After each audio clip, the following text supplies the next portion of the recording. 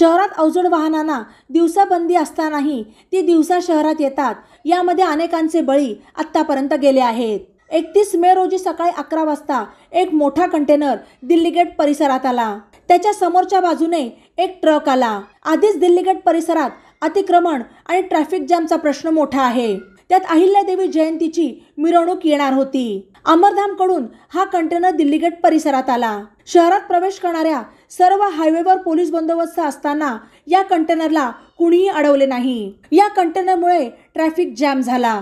एखाद्याचा जीव गेला की पोलीस तेवढ्यापुरती तात्पुरती कारवाई करतात, पण शहरात अवजड वाहनांना दिवसाबंदी असूनही ते कोणाच्या आशीर्वादाने प्रवेश करतात हे पाहिले पाहिजे। टू व्हीलर गाड्यांना दंड करणारी वाहतूक शाखा मोठ्या वाहनांना दंड का करत नाही असा सवाल उपस्थित होत आहे।